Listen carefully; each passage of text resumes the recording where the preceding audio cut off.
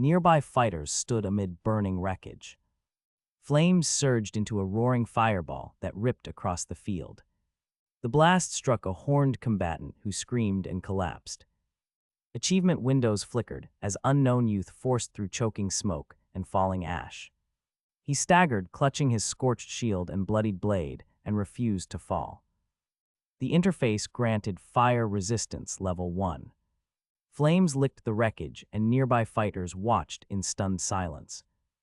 Unknown youth met a lunging, horned combatant and drove a brutal counterstrike into the attacker. The horned figure screamed and collapsed beneath the blow. Unknown youth remained standing amid burning debris, his blue eyes fixed and fury unspent. The battlefield held a tense, shocked quiet around the ruined scene. Unknown youth staggered from the ruins beneath a shattered gate. A sharp screech rose from the roof as a small creature leapt away. Blood and ash streaked his face while embers swirled around him. He looked toward the fallen horned combatant and the scattered corpses of attackers and defenders. Sparks tracked across the torn ground as his boots left fresh prints through the ash. He advanced slowly, eyes fixed and shoulders tight with held fury. The battlefield held a stunned hush. The interface's fire resistance glow lingered over him, though no one noticed. Unknown youth staggered out from beneath the shattered gate and stood among smoldering ruins. Ash and embers clung to his face, while sparks tracked his boots across the ground. He advanced slowly, shoulders tight, the interface's fire resistance glow lingering unseen. He drew a blade that glowed along his side and held a battered shield. His eye widened as it caught a small shape pleading on the wooden floor. A goblin leader cradled a small child and wailed on the wooden floor. The child reached out a trembling hand, and the unknown youth closed the distance. He seized the goblin and dragged it forward while the room fell silent. He asked the question, and the moment hung heavy. The goblin leader whimpered as the small child clung to its arm and wailed. Unknown youth stood silent, soot streaked his face and blood ran along his jaw. A memory voice urged, "Sunjun, hurry up and run away, and if it's you, you'll survive." He stared down at the floor and found a shattered picture frame under blood and glass. The photo lay face up with blurred faces and a dark smear across one edge. Silence settled over the room as embers drifted past and questions remained. A goblin lunged with a jagged shard and screamed, eyes glowing red. Unknown youth braced, then struck down with a crackling blade. His voice dismissed the assault as stupid, while energy seared the goblin's chest. The creature convulsed and spat bloody resolve, promising survival even if it became a ghost. Other monsters recoiled as the wounded goblin tumbled back. Unknown youth's face bore soot and a fresh cut. He moved without mercy as embers drifted and the room prepared for the next motion. A goblin lunged with a jagged shard while its red eyes flared in rage. Unknown youth braced and struck, his blade crackling as it cleaved the creature's chest. Other monsters recoiled as embers drifted and the wounded goblin tumbled back. The interface then declared the second floor complete with a cold notification.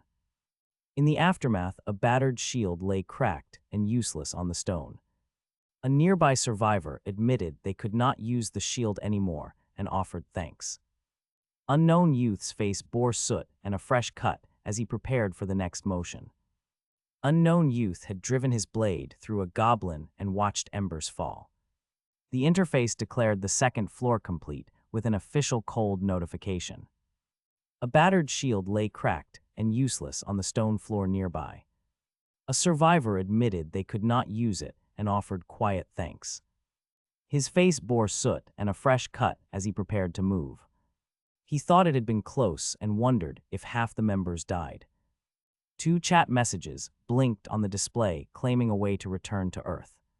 He read the names and the claim and felt escape was possible. The scene cut to a clear blue sky above a crowded campus park. Unknown youth read the interface information panel and absorbed its rules. The display explained that players could write questions and receive replies using vouchers. He realized he could use his question vouchers there and began to plan what to ask. The chatroom had become a place for players to share newly found details and tips. Messages reported a temporary return stone for sale after completing the 5th floor. They also noted a plan system expansion beyond the 7th floor and that permanent return items were sold. Unknown Youth felt a fragile hope that escape might be possible. Unknown Youth stared at the interface and imagined returning to Earth with new abilities. He calculated that, with his current performance and the trait, he could become an A-rank hunter. The interface displayed a unique trait labeled Necromancy with 65% proficiency. It explained absorbing spirits, permanently increasing stats, and storing spirits with rank limits. He imagined how Earth would view such power and called it a complete scam. Hope and frustration warred inside him as he pleaded to return to Earth. He then reminded himself he had only barely completed the 2nd floor so far. Unknown Youth judged the 8th floor unlikely, but forced himself toward optimism. He noted his stats climbing toward 20 and glanced at the interface. The display identified him as Han Sunjun and listed Strength 18, Stamina 15, Agility 14 plus 5, Magic Power 7, and a C-rank Necromancy trait with related skills and resistances. He balanced hope against the trait's limits and his slow progress through the floors. Before he could plan further, a heavy foot fell and crushed a corpse at his feet, signaling immediate danger and prompting him to act first. Han Sunjun had judged the 8th floor unlikely, but forced himself toward optimism. He sacrificed his life to claim 5 spirits and then immediately began the absorption process. Black-red tendrils wrapped his limbs while spectral energy poured into him, unbidden and hot. The interface flashed, and his status numbers climbed sharply, listing Strength 27, Stamina 25, and Magic Power 13. The Necromancy trait remained C-rank with linked resistances and basic skills. He felt power surge through his chest and admitted to himself he was overflowing. He steadied himself, eyes narrowing, and prepared to press forward into the next threat. Han Sunjun had judged the 8th floor unlikely, but forced himself toward optimism. He had sacrificed his life to claim 5 spirits and begin absorption. Black-red tendrils wrapped his limbs while spectral energy poured into him. The interface flashed, and his strength, stamina, and magic numbers climbed sharply. He felt power surge through his chest and admitted he was overflowing. He steadied himself, narrowed his eyes, and prepared to press forward. He shouted with strength, then unleashed a shockwave that shattered the floor. The blast slammed him along the wall and sent him spinning wildly. He laughed as energy trailed his form, then crashed to a staggered landing. Breathing hard, he muttered "Oh," and readied himself to continue upward. Han Sunjun had climbed onward after sacrificing himself to claim 5 spirits and gain strength. He drew power into his chest and felt it surge through his limbs. He roared and expelled a shockwave that ruptured the floor and blasted the chamber. The blast hurled him and a shadowed figure across tiles, leaving dust and smoke. He fell bloodied and laughed through a cough as he checked his body. He realized his rapid growth had created a vast gap in his physical form. The system prompt flashed shop, and gold coins materialized beside him on the ground.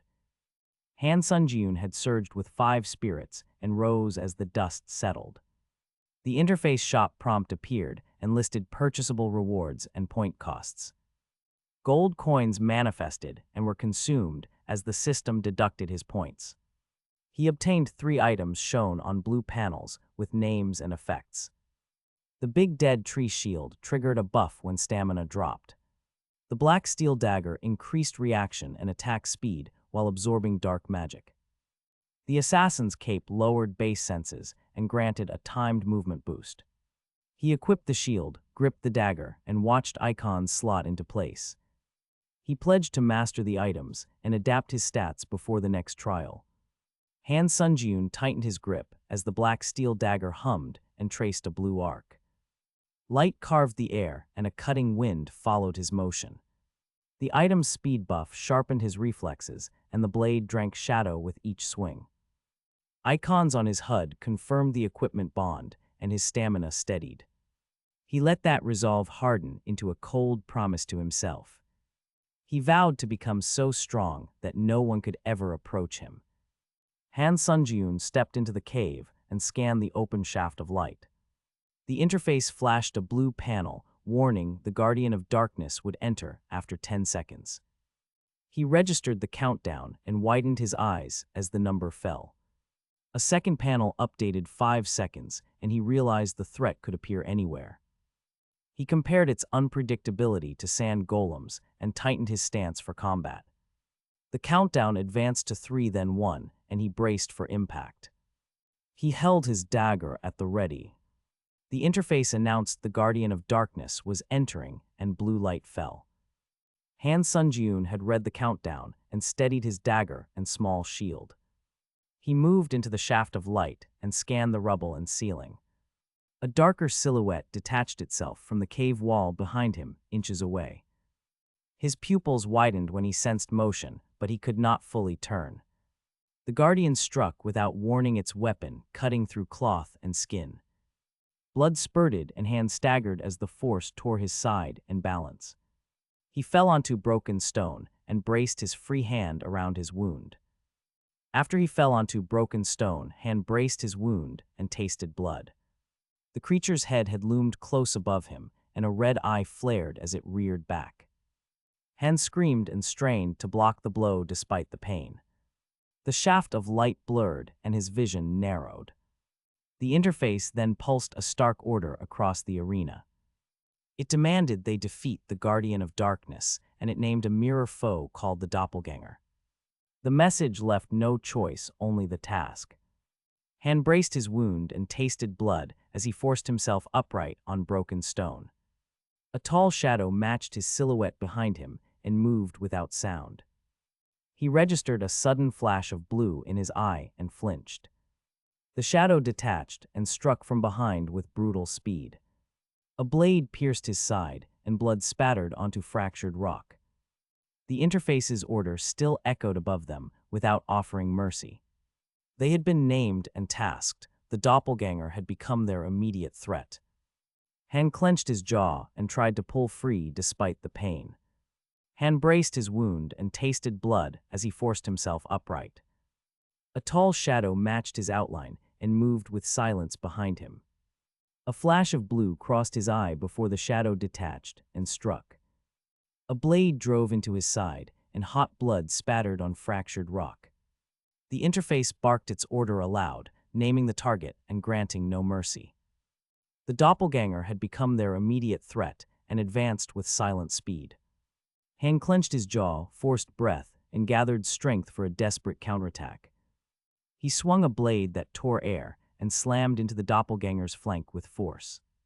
The strike sent a shockwave that rocked the ruined floor and staggered the foe.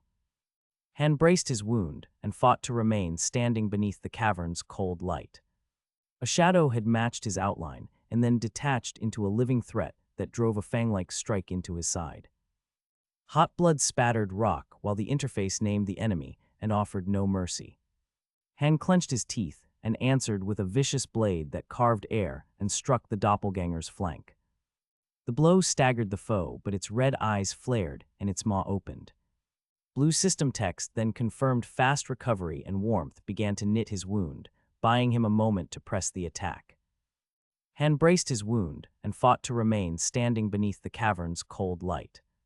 A shadow had matched his outline and detached into a living threat that drove a fang-like strike into his side. Blood spattered stone while the interface named the enemy and offered no mercy. He answered with a vicious blade that staggered the doppelganger and triggered fast recovery, which warmed his wound. The foe then mirrored his position and nearly cut his spine. Han recognized the mimicry, clenched his jaw, and resolved to force another clash to learn the enemy's pattern. Han steadied himself and met the doppelganger's mirrored strikes with rapid blade work. The enemy's red eye flashed and its jaws tore at him, spilling dark blood.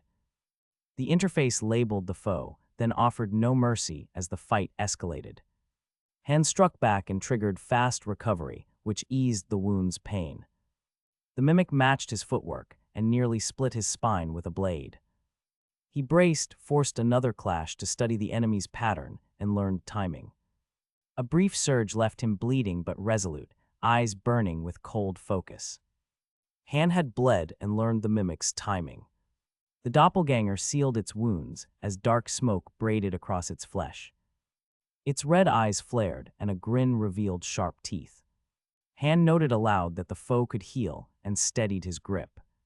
The creature lunged in a blur, closing distance with savage speed. Han met the assault, parrying and driving a cold blade through the swirl of shadow and wind. They spun in a brief melee of clashing steel and eddies, each strike testing limits as Han waited for an opening. Han had bled and learned the doppelganger's timing. The creature sealed wounds as dark smoke braided across its flesh and bared sharp teeth while red eyes flared. Han steadied his grip and met a savage lunge, parrying and driving his blade through the swirl of shadow. They traded blows in a tight melee, each strike testing limits as Han searched for an opening. He recognized the foe mirrored his moves and chose to exploit that mimicry. Han feinted to alter the rhythm, then dove and released a chain of blue slashes that struck rock and forced the doppelganger downward. Han had learned the doppelganger's timing and forced it downward with blue slashes. He pressed the advantage and struck again. A red spear of light appeared from off-panel and raced toward them. Han's blade met the red spear, and they collided in a blinding burst that shattered rock. The blast tossed both fighters apart and scattered debris across the plain. Han landed on one knee, bleeding, and looked up in disbelief. He swallowed pain and scanned the horizon, but could not locate the attack source. Han had read the doppelganger's timing and drove it downward with blue slashes. He pressed the advantage and struck again. A red spear of light came from off-panel and collided with his blade in a blinding burst. The explosion shattered nearby rock and hurled both fighters apart. Han fell to one knee, bleeding, and scanned the plain for the attack source. The red arc returned and forced him to raise his guard. He watched the doppelganger move with sharper speed and concluded the strike was deliberate. He braced for the next blow. Han had braced for the next blow and scanned the plain for the attack source. The doppelganger's eyes flared red, and it answered with a low guttural snarl. Han's cloak flared azure as the assassin's cape activated and granted faster movement. A system window listed the innate effect as plus 15% movement speed. He could not drag the fight out, he had to finish within 1 minute. The interface flashed a countdown showing 00:0, 0:59. Han tightened his grip and sprang forward as the doppelganger lunged at him again. Han closed with a relentless burst under the assassin's cape effect. He descended in a blue streak and struck the doppelganger with a series of slashes. Each cut left light and dust trailing across the plain. The doppelganger reeled and fell backward after repeated impacts. Han's face flashed with resolve, but a red mark appeared at his throat. He tightened his stance and drove another blade while the countdown ticked. Motion and fragments filled the air as both combatants fought to finish within the waning seconds. Han had closed in a blue streak under the assassin's cape effect and struck. He struck the doppelganger with rapid slashes that left light and dust trailing. The doppelganger reeled and bared sharp teeth while its red eyes burned. A red mark bloomed at Han's throat, but he tightened his stance and drove the blade. Fragments and motion filled the air as the shadowed foe lashed out in desperation. When the strike connected, Han realized the effect had worked and whispered relief. Both combatants fought to finish within the waning seconds of the countdown. Han had closed under the assassin's cape effect and struck the doppelganger with rapid slashes. Light trailed his blades as the shadowed foe reeled and bared sharp teeth. A red mark had bloomed at Han's throat, but he tightened his stance and drove the blade home. Fragments and dust filled the air while the doppelganger lashed out in desperation. Its counterstrike opened a bright wound across Han's neck, and blood sprayed his shirt. He gasped and staggered backward, eyes wide, then a raw scream tore from his chest. Both fighters pushed to finish before the countdown ended. Han steadied himself despite the bright wound across his neck and the raw scream. A voice told him the fight was not over, and he focused. He watched the doppelganger crawl forward, then suddenly freeze under the cave's dim light. Han assessed the enemy's recovery, noting that even strong healing would still require time. He realized the pause offered a real chance to finish the creature. He moved, then found his hand empty. The sword lay discarded on the floor nearby, beyond his reach. Han steadied himself despite the bright wound and raw scream. A disembodied voice had told him the fight was not over, and he focused as the doppelganger froze. He noted the enemy's recovery would take time, and his pause offered a chance.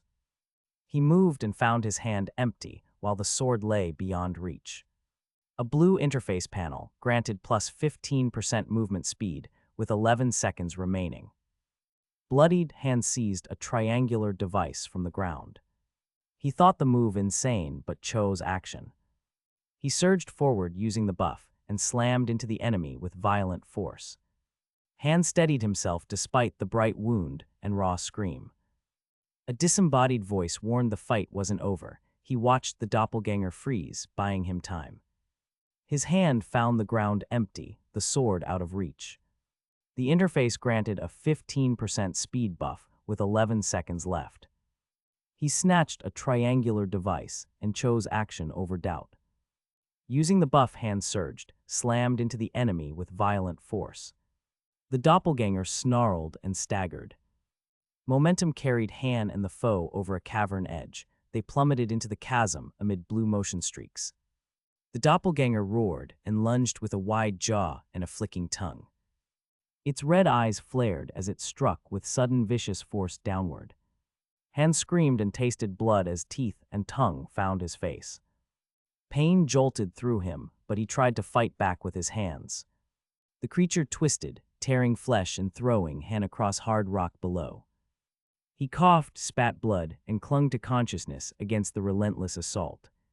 The doppelganger advanced with a low guttural hunger, ignoring any pause left. The doppelganger drove its weight down and shredded the ground with brutal strikes. Han tasted hot blood and screamed as the creature's jaws and tongue savaged his face. He fought with numb hands, but the monster twisted him and flung him across rock. He coughed and spat blood, then clung to consciousness as blackness crept. The doppelganger did not relent and advanced forward with low guttural hunger. It prowled forward, leaving gouged earth and torn cloth in its wake. Han lay broken on the ground and watched the creature circle above. The creature bared its red eyes and opened its maw for another strike. Han had lain broken as the doppelganger prowled above with red eyes and bared teeth. Blood filled his mouth and blackness edged his sight, but he tugged himself upright on shaking limbs. He seized a ruined shield, its rim slick with fresh blood, and raised it high. Dark tendrils writhed at his feet as he drew breath. His blue eyes flashed raw and relentless. He roared a single command, "Die," and brought the shield down toward the creature. The instant tightened between the raise and the fall. Han had lain broken as the doppelganger prowled overhead with red eyes. Blood filled his mouth and blackness edged his sight, but he pulled himself upright on shaking limbs. He seized a ruined shield rimmed with fresh blood and raised it high. Dark tendrils writhed at his feet as he drew breath and roared a single command to kill. He slammed the shield down against the creature. Bone and flesh ruptured and a dark head tore free. Crimson blood sprayed across the chamber while the broken thing slid into silence. Then a cold system interface flickered and declared that the third floor had been cleared. After clearing the third floor, Han staggered into the fourth floor, waiting room, and paused. A cold interface window announced his arrival and confirmed he had been healed of all debuffs and injuries. Light pulsed across his skin as healing energy finished restoring him. He flexed his fingers and watched golden light peel away from his palms. He rested a hand against the wall and felt only quiet. His face remained unreadable as he searched the room with steady blue eyes. Having just been restored, Han tested his strength with a single decisive motion. He drew his fist back and unleashed a powerful straight punch. The blow rode on compressed air and sent a radial shock outward. Floor dust and debris spun up as the far wall fractured into a wide circular crater. Han walked forward through the blast's center and observed the ruin without expression. He relaxed his stance and checked his body for pain. A small, almost childlike smile crossed his face as he said he had healed perfectly. Dust drifted down while his calm confidence remained. An interface announced the number of spirits as one of 5, while a shadowy form emerged. The dark shape tore itself outward and revealed a red core that fell like a tear. Text confirmed the spirit came from the doppelganger after clearing the 3rd floor trial. Han watched the orb descend and felt a pressure bloom in his chest. He compared the sensation to previous monsters and judged the spirit's density incomparable. Sweat gathered on his brow while the energy settled heavy against him. The interface declared the unique trait necromancy had reached 100% proficiency and raised the trait to rank E. Blue panels listed the basic and additional effects: absorbing spirits, permanently increasing spirit slots and quality, storing and using spirits, and randomly obtaining awakened skills when absorbing. Han stared at the panels and felt shock tighten his chest. He read that absorbing a spirit could yield 1 awakened skill at random. He compared this to how he had gained fast recovery after near death and began to understand the trait's practical use. The interface declared necromancy fully trained and promoted the trait to E rank. It listed effects: spirit absorption, permanent spirit slot growth, storage, and chance awakened skills. Han absorbed a spirit and felt the trait tighten his chest amid the carnage. He muttered that skills were hard to get and called the trait broken. The system announced his entry to the 4th floor community on hard difficulty. Han approached the curved waiting room monitors. Familiarity eased him as he prepared to test luck. An unexpected prompt cut through his calm and drew his gaze upward. The interface posted new trial information on the public monitors above Han. Kim Seung-joon and Oh Chung-seok's messages explained the 4th floor trial was integrated and required forming parties. They said participants would face the trial together rather than alone. Kim Seung-joon then revealed the trial's core theme was competition among hunters. The implication hit Han hard. Competition could mean hunters killing one another to advance. He stared at the glowing icon and felt a cold spike of dread in his chest. The prompt left no illusion. Cooperation might be temporary and deadly. Han had stared at the glowing icon and felt dread squeeze his chest. He realized the trial's cooperation could be temporary and might force hunters to turn on one another. The thought that he might have to kill a fellow participant hit him hard. Silence settled over the rooftop as the title card passed. The interface then announced a match. He had been paired with another challenger. A follow-up prompt declared the 4th floor trial would begin and gave 1 day remaining. The deadline made his options narrow and urgent. Han remained still and considered his next move. Han watched the interface flash the trial objectives and the death penalty. It confirmed his pairing with other challengers and gave 1 day remaining. He remembered the dread that had tightened his chest at the pairing. A heavy gate sealed the arena beneath a stormy sky. Blue runes formed a glowing sigil on the ground around him. 2 armored warriors and a cloaked figure stood at the sigil's points. They raised weapons as the trial began and time started to count down. Han stayed centered and measured his options, every choice now lethal. After the interface sealed the arena and the blue runes flared, Han remained centered and measured his options beneath the sigil. A hooded woman stepped forward and broke the silence by proposing introductions for the team. She named herself Lee Hae-yin and approached with a staff, claiming she specialized in supporting teams and had been an E-rank hunter. Han registered the information and kept his expression guarded while an awkward thought passed through his mind. Lee Hae-yin smiled and judged their hunter serviceable, and both held position as the trial countdown continued. The brash hunter announced he specialized in close combat and had been a D-rank. Han watched without expression and suspected the man exaggerated his past rank. Then Han introduced himself as Han Sun-joon and kept his posture steady. He admitted he had not been a hunter yet, but hoped to become one. The older hunter scoffed and questioned his claim. Han's eyes glowed blue as he snapped a brutal warning at the man. Lee Hei-yin stood nearby and judged the group's readiness as the countdown ticked. The brash hunter claimed expertise in close combat and insisted he could play his part. Han Sunjun watched without expression and kept his posture steady. The older hunter warned Han sharply and threatened to expel anyone who proved detrimental to the team.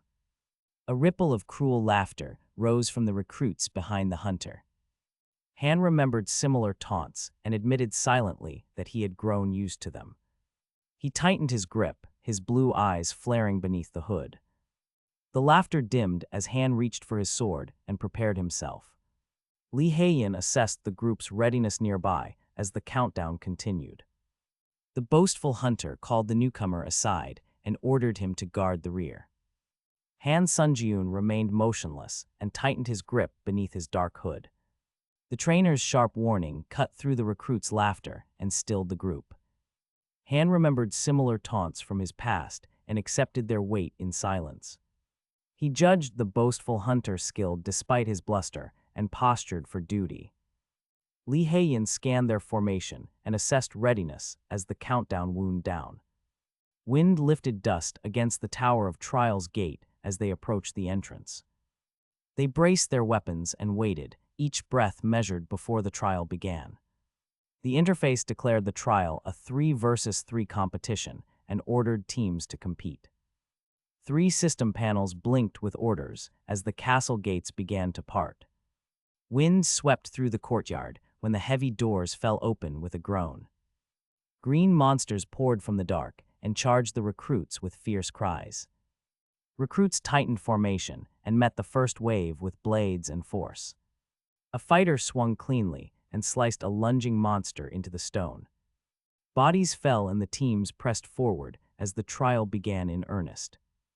The interface had sanctioned a 3 versus 3 trial, and the heavy gates groaned open. Green monsters spilled from darkness and surged at the recruits with coordinated cries. A panicked recruit berated a hesitant teammate, calling him a newbie and demanding he fight. The hesitant man barely moved and seemed oblivious to the chaos around him. The hooded fighter remained composed and watched each advance with unreadable eyes. He stepped forward, sliced a lunging goblin cleanly, and left red on the courtyard stones. The recruits tightened formation and pushed onward as the trial descended into brutal disorder. The interface had authorized a 3 versus 3 trial, and the heavy gates had groaned open. Green monsters poured into the courtyard and surged at the recruits. A panicked recruit berated a hesitant teammate for standing frozen. The hooded fighter remained composed and sliced a lunging goblin, holding a small patch of ground. A support caster warned she was still finishing a spell.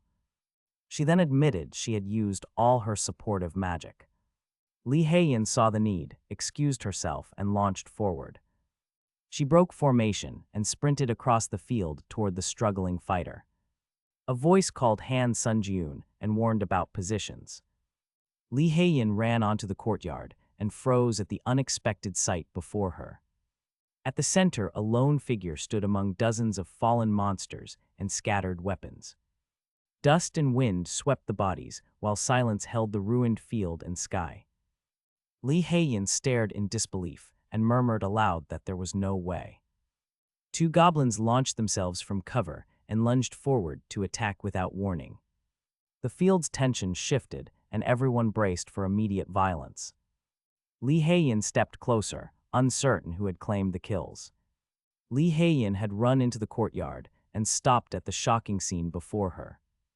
2 goblins launched themselves from cover and lunged toward the gathered survivors. An angry man snarled and cursed as he braced under his hooded helm. He lashed a heavy chained flail in a wide arc and struck a charging goblin. The chain whipped through the air and tore up the packed earth beneath them. Impact hurled one attacker clear and sent another tumbling across the field. Everyone braced as dust rose and weapons flashed for the next strike. The courtyard erupted as goblins lunged from cover toward the survivors nearby. An angry man swung his heavy chained flail and struck a charging attacker. Dust and debris rose as another goblin leapt at a different defender. The leaper sank its blade into armored shoulder above the defender's scream. Blood spurted and the defender staggered backward, clutching ruined forearm with wide eyes. He cursed aloud, blaming a novice teammate for the sudden attack and injury. Lee Hae-in scanned for openings as the crowd readied weapons and braced. The courtyard had erupted when goblins lunged from cover and weapons struck. Angry man struck with his chained flail and a charging goblin fell. Another goblin leapt and drove a blade into a defender's shoulder, forcing him back. A sudden blue blade then cleaved through two leapers, spraying blood and debris across the flagstones. One defender reeled and clutched his head, eyes wide in shock. The remaining goblins skidded and faltered as bodies tumbled. The crowd tightened grips and shifted forward. Lee Hae-in scanned the chaos for any opening to counterattack. Chaos had erupted as goblins leapt and weapons struck the flagstones. An armored man had swung his chained flail and felled a charging goblin.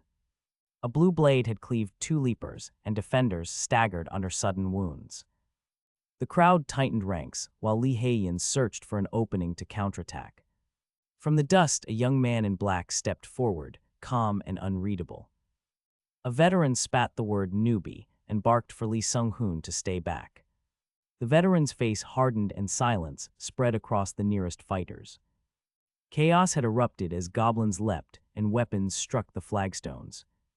An armored man had felled a charging goblin with a chained flail.